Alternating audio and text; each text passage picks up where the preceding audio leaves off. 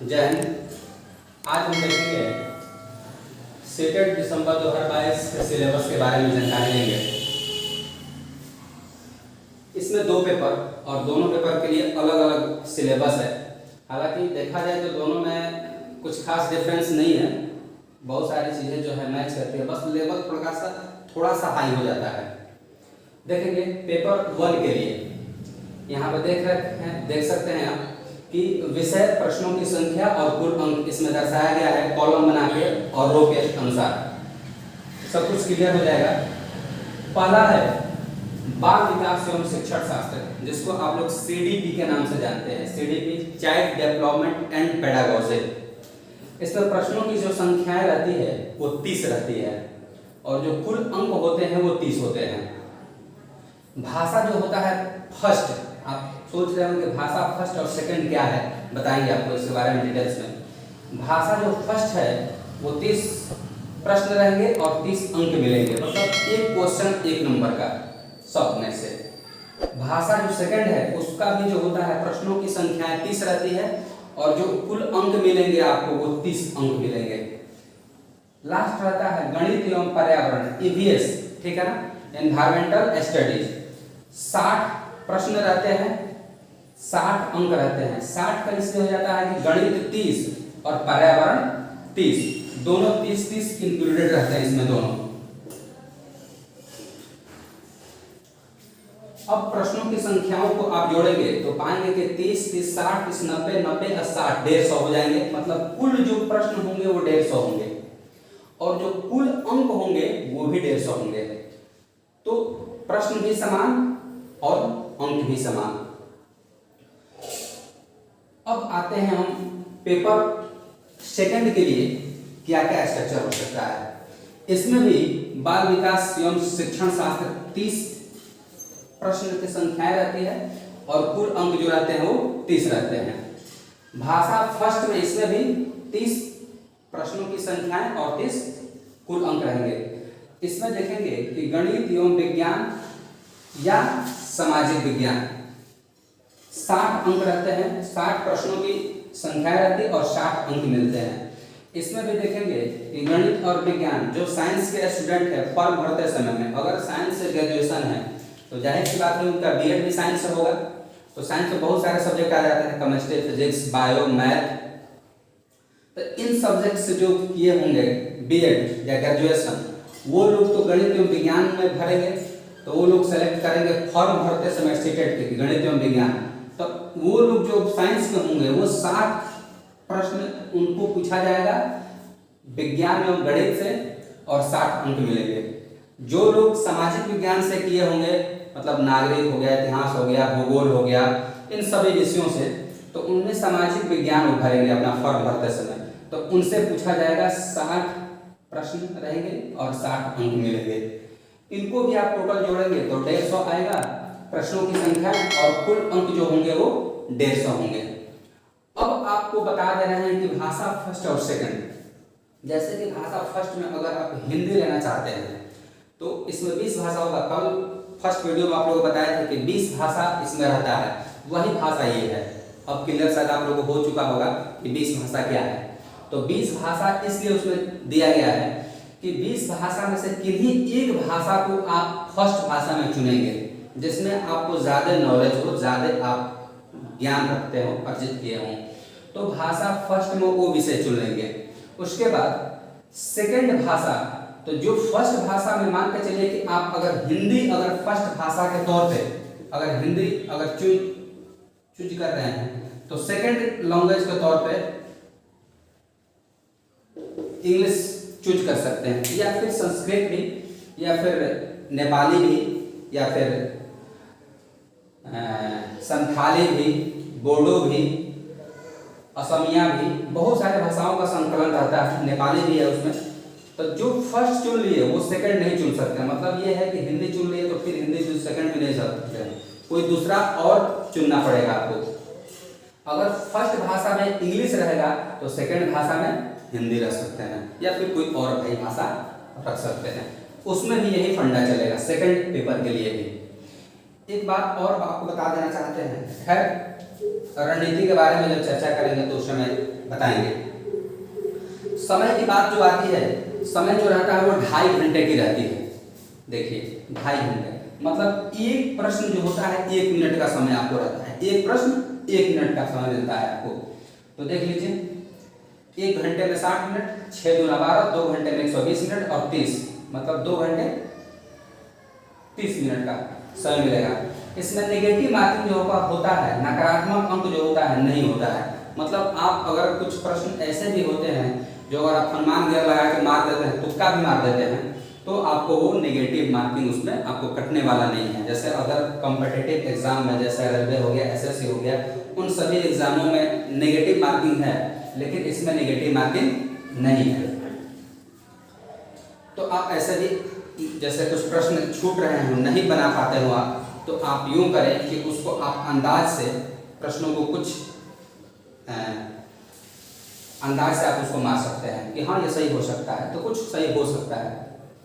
किताब के बारे में आप लोग पूछते रहते हैं कि सर कौन सा किताब से पढ़ा जाए, तो किताब बहुत सारे मार्केट में पड़े हुए हैं। तो इतना आप जान लीजिए किताब जो होता है वो फेल करने के लिए होता है।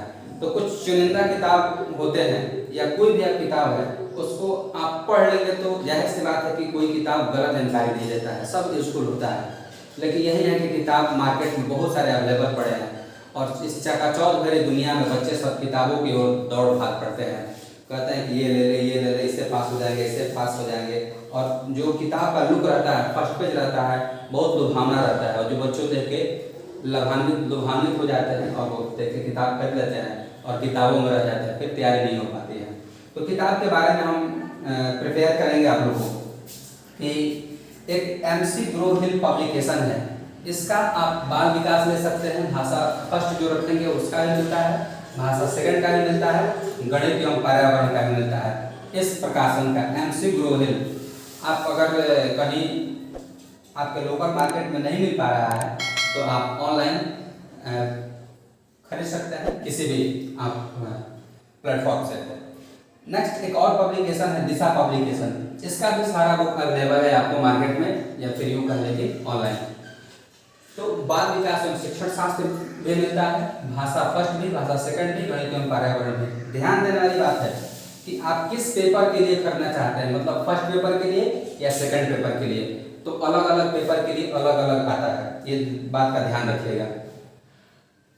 अगर आप सेकंड पेपर के लिए लेते तो उसके सेकंड पेपर से दोनों के लिए हो जाएगा, लेकिन इसके लिए अलग अलग लेना पड़ेगा, क्योंकि फर्स्ट सेकंड जो भाषा है इसमें भी एक से काम चल जाएगा और बाल विकास का भी काम एक से चल जाएगा अगर सेकंड पेपर के लेंगे तो। प्रैक्टिस वर्कबुक की बात की जाती है तो किसी भी पब्लिकेशन किसी भी पब्लिकेशन का आप मार्केट से खरीद लीजिए और खरीद के उसको आप बनाइए। हम किसी एक खास पब्लिकेशन को प्रेफर नहीं करते हैं कि आप बनाइए, लेकिन आप किसी भी पब्लिकेशन से खरीद लीजिएगा। हाँ आंसर कुछ होगा तो आप कमेंट में करिएगा प्रश्न के साथ, इस प्रश्न का उत्तर हमें गलत लग रहा है, मैं आपको सही सजेशन दे दूंगा, सही आंसर बता दूंगा। एग्जाम पैटर्न के बारे में बात की जाए कि 2022 था,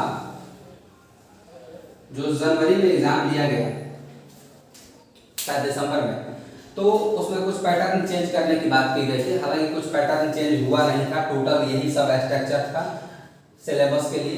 प्रश्नों की जो बात की जाए थोड़ा सा योग है तो एप्लीकेशन बेस्ड कुछ प्रश्न ऐसे थे जो एप्लीकेशन बेस्ड प्रश्न पूछे गए थे, हल्का हल्का, कुछ ज़्यादा नहीं, मतलब 2 या 4, वो भी बाल विकास एवं शिक्षण शास्त्र में, कुछ ज़्यादा खास नहीं था। रणनीति की बात करते हैं कि रणनीति क्या आपकी होनी चाहिए सीटेट तैयारी के लिए, ताकि आप कम समय में अच्छे नंबर लाके आप पास हो सकते हैं। तो उसके लिए आपको बताते हैं रणनीति कैसी होनी चाहिए, और रणनीति कैसे हो और तैयारी कैसे हो, इन दोनों बातों को चर्चा करते हैं। जैसे देखे होंगे कि आप 30 के बगल में हम भी 30 लिखे हैं, यहाँ 30 के बगल में 15 लिखे हैं, यहाँ 30 के बगल में 15 लिखे हैं और यहाँ 60 के बगल में 30 लिखे हैं। इसका मतलब भी क्या हुआ बताते हैं। ये जो बाल विकास एवं शिक्षण शास्त्र है, इसमें 2 चीजें हैं, बाल विकास एवं शिक्षण शास्त्र, इसमें जो है 30 प्रश्न होते हैं, मतलब होता है बाल विकास से 15 और शिक्षण शास्त्र से 15।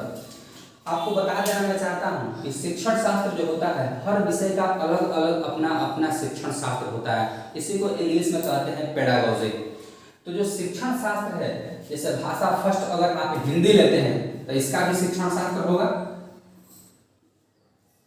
भाषा सेकंड लेते हैं अगर इंग्लिश लेते हैं तो इसका भी पेडागोजी होगा, शिक्षण शास्त्र होगा। गणित और विज्ञान लेते हैं तो गणित का भी शिक्षण शास्त्र होगा और विज्ञान का भी शिक्षण शास्त्र होगा। उसी तरीके से सामाजिक विज्ञान का भी अपना एक शिक्षण शास्त्र होता है।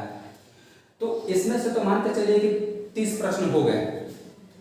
30 प्रश्न हिंदी के जो होंगे उसमें से 15 प्रश्न आपको विषय से होंगे, मतलब हिंदी विषय से, या तो ग्रामर से पूछे जाए या साहित्य से पूछे जाए या इतिहास से पूछे जाए।